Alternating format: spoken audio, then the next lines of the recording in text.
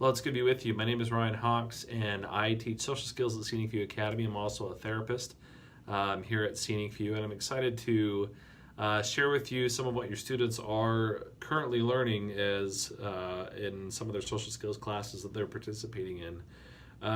It's important for me to do these videos. It's hard for me to do these videos. Sometimes it's better when we do the live videos because I'm a perfectionist and I want to just keep starting over.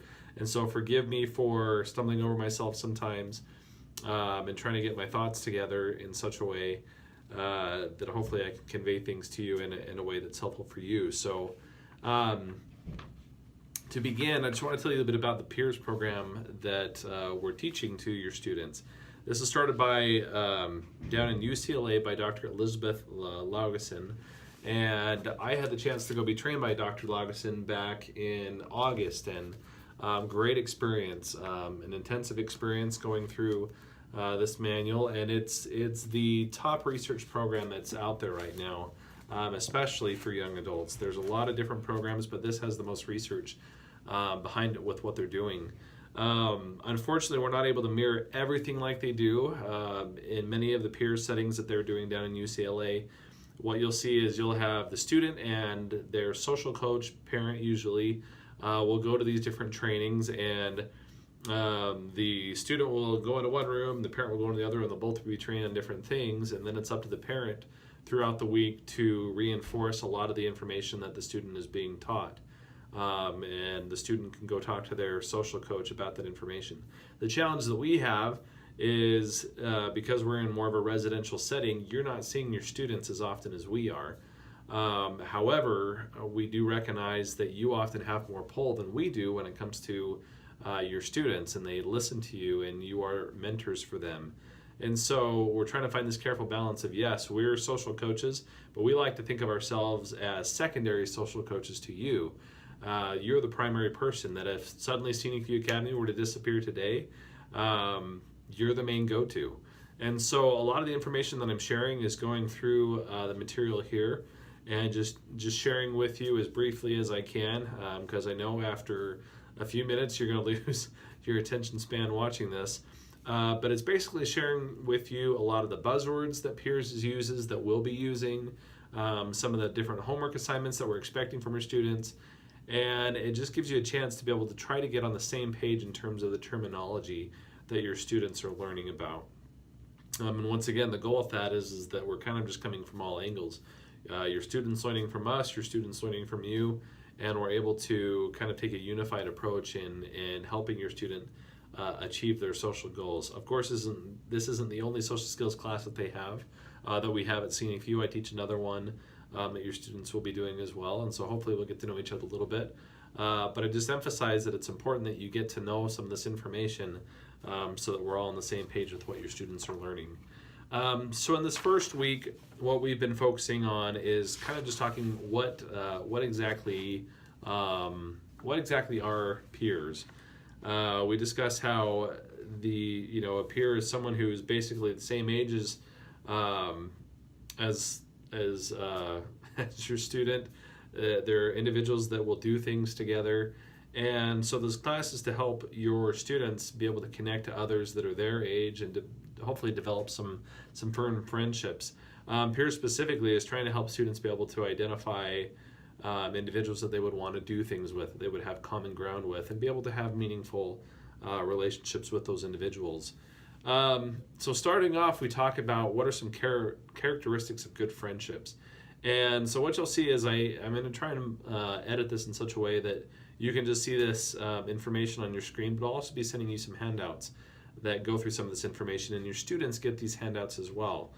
And so a couple key things that you'll see here are some, especially on the handout, you'll see that they're bolded, italicized, and these are key things that we're emphasizing with students, buzzwords that we're going to use to be able to help them kind of check in with how they're doing on the material. So specifically, as we're looking at characteristics of good friendships, one would be sharing common interests. The friends share similar interests, likes, and those are things that they can do together. There's kindness and there's caring. There's support. There's mutual understanding. There's commitment and loyalty. There's honesty and trust. There's equality. There's the ability to self-disclose, share thoughts and feelings and history with each other. And then there's the ability to work through conflict resolution. And so I want you to think about your students. Do you feel that they have these characteristics in the friendships around them? What we see with our students is sometimes they don't completely understand that there's different types of friendships. Not everyone is their friend. We really try to bring that home to them of it's great that you know different people, but not everyone is your friend. There's people that will try to take advantage of you. There's different people at work that are nice to you, but aren't necessarily your friend. So this next section, we talk about types of friendships. We begin by talking about that there's acquaintances. These are people that you might know their name, but you don't really know them that well, and you're not really going to associate with them outside of work or school. And then you have, next would be casual friends. And these are people that there's a better chance that you know their name, and you may interact more sporadically than you would an acquaintance, but you still don't spend a lot of time together socially, especially out of things where you are kind of required to spend time. Next, you have regular friends, and these are people that are probably in your same circle. You may go to same kind of get-togethers and things, and you're likely to spend some time outside of school and work. Whereas the ones before, it's usually limited to kind of not necessarily forced interactions, but frankly, school, work, you see each other because you kind of have to see each other. And then last but not least, or I guess last but probably most important, is best friends. And these are people that you hang out with frequently, and you're often in the same groups often, and you're looking to spend time together. So we help the students try to understand those things, and then what we try to do is kind of help them see this cross comparison of characteristics of good friendships and then different kinds of friends, and helping to see that generally speaking, if I have an acquaintance, I may share some common interests, but we don't have a lot of caring and support, or caring, kindness and caring, maybe not a ton of mutual understanding, and definitely not that ability to self-disclose. So we're trying to help students to recognize when we're first getting to know people, that's not the time to share everything about you. Don't expect those relationships to last a super long time, that it takes nurturing and it takes a lot of work to get from an acquaintance to a best friend. So next piece is we start talking about rules for trading information. Trading information is just as it sounds, that I'm trying to get to know you, you're trying to get to know me. And so this is key because so often our students, they hyper-focus, right? They get really focused on certain key things, and sometimes all they want to do is share with people that information. They just want to sit there and talk. Sorry, I'm adjusting this.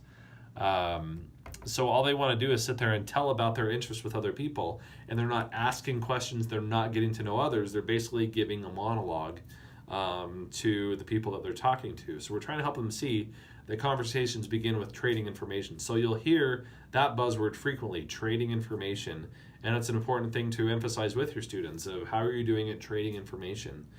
So the first way that we trade information is by asking others questions. We ask them about movies that they like, TV shows, games, sports, different activities that they do. Next is where once we've asked someone, then we can answer our own question. And this is just a way of putting information out there to them that sometimes they may not always ask us. Hopefully in these give and take relationships, people are asking us, but it's okay to say, hey, what's your favorite TV show? When they give a response, be able to say, oh, well, I like such and such a show. And that may give a little bit more to talk about. Sorry if I'm using my hands too much. I'm a hands talker person. And the goal of this with the next point is to find common interests. Let's see if we can find some things that we have in common. That, hey, maybe we both like these certain kind of movies, so let's go see this movie together. That might be kind of cool. Next is asking follow-up questions. So once you've heard a little bit of information, don't keep jumping around from topic to topic to topic. Ask some follow-up questions. If they said, hey, I really like this kind of TV show, why do you like this TV show? How long have you been watching this TV show? Do you have a favorite episode? Do you have a favorite character? Do you have a favorite something else about TV shows? I don't watch a lot of TV shows. And the next key being, let's share the conversation. So hopefully this is This is key that we start having this two-way conversation of asking questions, finding common interests, asking follow-up questions to the things that we've learned. And then key three areas to keep in mind with this is, one, don't be a conversation hog. Don't just sit there and keep telling things. Once again, our students, they get sometimes hyper-focused. They just want to drill something to death. So let's keep talking back and forth. And next would be, don't be an interviewer. You're not just going through a list of questions. Do you like this TV show? Why do you like this TV show? What's your favorite part? It's a back and forth dialogue. That's partly part of what helps this is answering your own question. And then key one, don't get too personal at first. They don't need to hear everything that's ever happened to you, especially the juicy details when you're first getting to know a person. Those juicy details are saved for more of the regular friends and especially the best friends. That's when you can really self-disclose, but not early on. Next, let's talk about starting conversations. That's different than just trading information. This is when I see a person and I want to initiate a conversation with them. The first key would be casually looking over. I'm not just going to sit there and stare at them and may casually look over until I make some eye contact and I can kind of see, hey, would they want to talk to me? I don't just randomly walk up to a person and be like, hey, here's all this information about me. It's kind of glancing over. Often it's recommended to have some type of, if you have your phone, then I have some kind of prop that I'm using. So the next one you'll see is use a prop. And this just kind of gives me a natural way to kind of gauge, okay, can I talk to this person? You don't just really stand there and stare at people. You usually have some means of engaging with a person. Then we start to find that common interest through trading information of, hey, I see that you're reading this book. Can you tell me a little bit about it? Maybe tell us about the book, and we can start to talk about books if we have that in common. Or, hey, I noticed that you're playing this game. Or, hey, I see that you have this t-shirt. And we use those as means to start those conversations. The next piece is mentioning that common interest of, yeah, I noticed you have a Pokemon shirt. Maybe you ever play Pokemon Go. I happen to like Pokemon Go. You start doing that trading information of answering your questions. And then you're going to assess interest. You're trying to see, do they really want to talk to me, or am I kind of forcing myself on them? And we notice, are they talking to me? Are they looking at me? And are they facing me? And then that's when we go and introduce ourselves to them and say, hey, I'm so-and-so. What was your name? And so those are just some general tips to follow. Now, keep in mind as you're coaching your student, don't just highlight everything they're doing wrong. It's all a matter of course, offering praise and noticing, especially if you have a quieter student, those little bits of encouragement as they go. The main homework that your students should be working on right now is having meals with other people. So they're here at Scenic View. They shouldn't just be off isolating. Now, I understand sometimes students need some time to recuperate. I'm not saying that they have to spend a full hour with people talking about everything. But while they're having 10-minute, 15-minute lunchtime, breakfast, dinner, they should be connecting with someone and talking to others. So ask your students, how are they doing at connecting with other people? I've also encouraged them to reach out to you to practice starting those conversations, connecting with each other, connecting with you through meaningful conversations. So that's week one. That's where we're at right now. And this is something where this information I talked about, this doesn't go away. This is something, if you need to watch some of this again, I do have the handout I'll be sending to you, and that's probably the most concise way because you'll be receiving this, your student will be receiving this, and we'll be able to hopefully all get on the same page as we keep moving forward. If you have questions, don't hesitate to reach out to me. I know this isn't the most personal way to go about this. The ideal setting that I would be sitting down here with you, but this hopefully does give you a place where you can review information, you can listen to it, you can go through it, and feel free to just reach out to me and that we can chat at any time. If we need to set up some kind of video conferencing thing, totally okay with that as well, as long as we can make the timing work. So thank you for watching this. If you've made it to the end, high five, and I'll see you next time. Thanks.